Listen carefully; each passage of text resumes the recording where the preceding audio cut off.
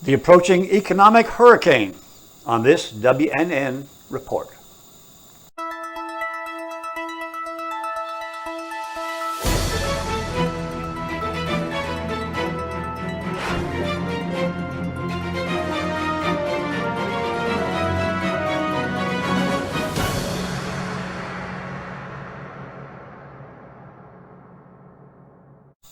Welcome back to the Watchman News Network.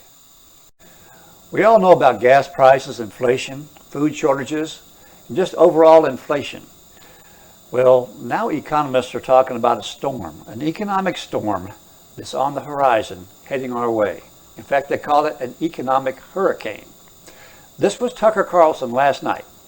Watch this.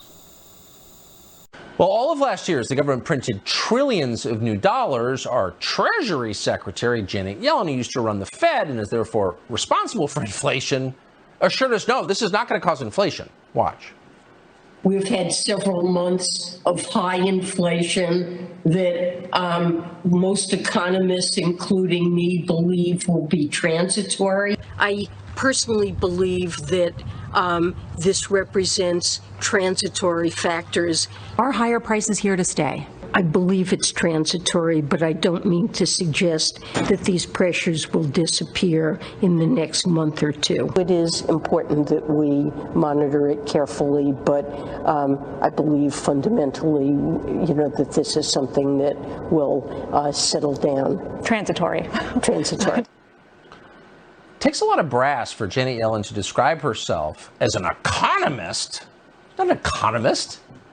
She's a ridiculous figure who does not get the credit she deserves for screwing up in a very serious way the U.S. economy. Well, this week, finally, in the face of overwhelming evidence, she had to admit she was wrong. You can't deny it anymore. The economy's in serious trouble. The head of J.P. Morgan Chase, that would be Jamie Dimon, just told investors that an economic hurricane is on the way. Watch this.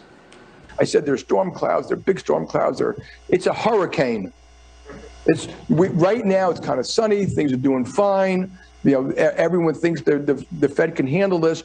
That hurricane is right out there down the road coming our way. Peter Schiff is an actual economist, the CEO of Euro Pacific Capital. He joins us tonight. Peter, thanks so much for coming on. Jamie Dimon is a pretty understated guy most of the time.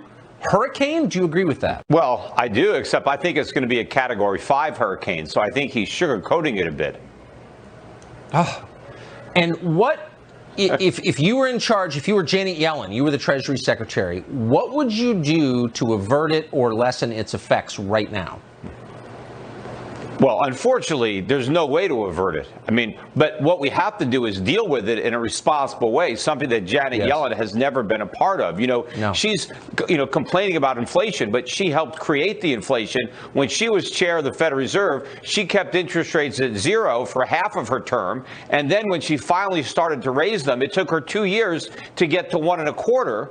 And then if you go back to her tenure as the president of the Federal Reserve Bank of San Francisco, she was there during the housing bubble and the financial crisis. And at the peak of the housing bubble, she assured the nation in several speeches that there was no housing bubble. And then she went on to say, even if there was a bubble, if she was wrong and it popped, it would do no damage to the U.S. economy. So she was incompetent at the Fed, and she's still incompetent as Secretary of the Treasury. Well, yeah. And that was demonstrable. This was the most shocking, from my perspective, the most shocking appointment that Joe Biden made. How in the world could he have appointed Janet Yellen, of all people on planet Earth, Treasury Secretary? How did that happen? Well, it's all politics. But, had he not appointed her, he might have appointed somebody equally bad. There's so many bad people to choose from because they pick these people for political reasons. It's not because they actually know anything about the economy. Biden wants somebody who's going to validate his political agenda, even if that political agenda is detrimental to the economic health of the United States. Yeah, that is all. I wish I could say that's not true, but it's so clearly true. Peter Schiff, I appreciate your perspective. Thank you very much. Sure thing. An economic hurricane? Well, that was the same thing Shane Warren was shown some years ago. In fact, we have a clip from 6 years ago where Shane Warren was on Sid Ross' It's Supernatural. Watch this. Hello, Sid Roth here with Shane Warren, and Shane had a vision of the future of America. Shane, tell me, let's start out about the vision of the storm. Approximately a year or so ago, I was sitting on the couch. I thought I had fallen asleep, when in reality I was in a vision, an open vision. I have a large screen television in my living room. I was sitting on the couch watching television, and again I thought I was dreaming. As I watched, there was a weather broadcast that was on television, and there was a news anchor who said, the most amazing thing is going on right now. It's tragic, and they were building this news broadcast around this event. And he said, normally hurricanes hit on the coastal lines. He said, but there is a hurricane that seems to be spreading down or coming across the heartland of America. At that point, he showed a satellite image of America, and I was horrified as I watched a storm covering from the northern border to the southern border, from east to west, as this massive storm with the eye right over the center of America, a hurricane coming across the center of America. How can that be? This is how I believe it happened. Immediately it came back to this anchor. The anchor said, we have somebody on the ground in the eye of the storm. We're going to go to him now. They pitched it to a news reporter. This news reporter in the eye of the storm, and as you would see in a hurricane, the wind is blowing violently and they're being tossed to and fro. He said, this is the most amazing thing. I don't understand it. This is not a natural storm. That was his words. He said, this isn't normal. He said, look at what it's raining. And he reached down on the ground and he's picking up and he holds in his hand a fist of $1 bills. He said, this isn't natural. It's raining dollar bills.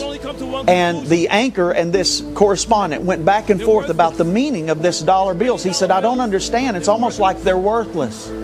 They're worthless. It was raining dollars. About that time, it came back to the anchor. He said, ladies and gentlemen, another tragedy has hit America. He said, right in the heartland of America, on the New Madrid Fault, a major earthquake has just hit, and immediately pictures of devastation began to pop up all over America, the heartland of America, along the New Madrid Fault, as earthquakes cause entire cities to crumble. And while I was sitting there, I heard a booming voice in behind my ear that said, they have divided my land, now I will divide their land. And Leviticus says that Israel is God's land. He actually says, this is my land. Mm-hmm. And the Word of God goes on to prophesy in Joel, I believe it is, that if we divide His land, that God will divide our land. I never realized the prophetic implications of that, but I knew immediately in my dream or in this vision that He was speaking about Israel, and specifically Jerusalem and all that's going on right now, which tells me that this dream that I've had and all of the issues that are going on with Israel and Jerusalem that's taking place right now, Sid, it tells me that this dream that I had is about to unfold because I heard that.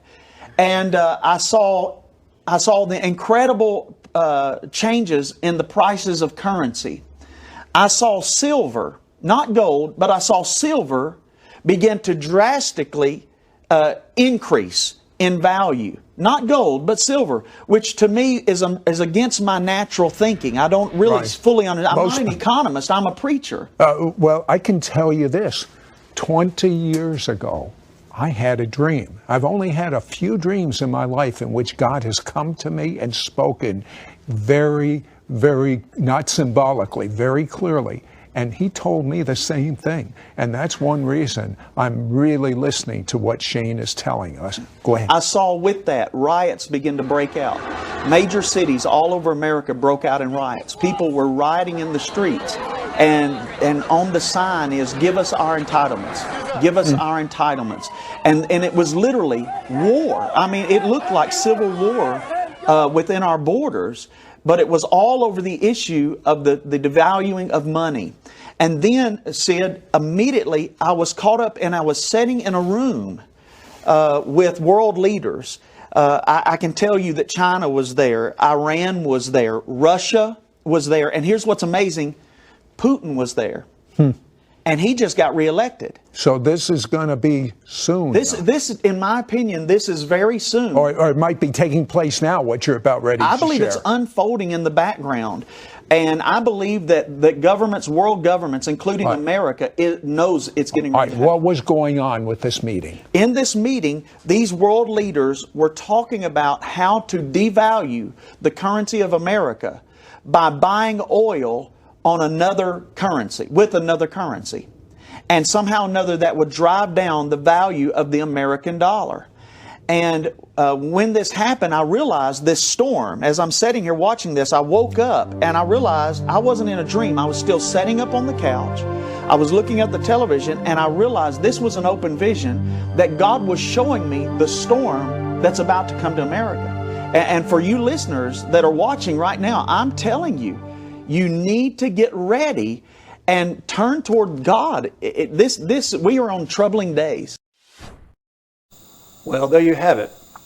What about this coming hurricane and storm that is about to hit us? I think we can all see it coming. But will there be an earthquake? Riots? Only time will tell. But all I can say is it's good to be prepared. And as Dana Coverstone said in his prophetic dreams of the future, he was told, brace yourself. Well, that's all for today's WNN Report. Until next time, I'm Brad Polk for the Watchman News Network.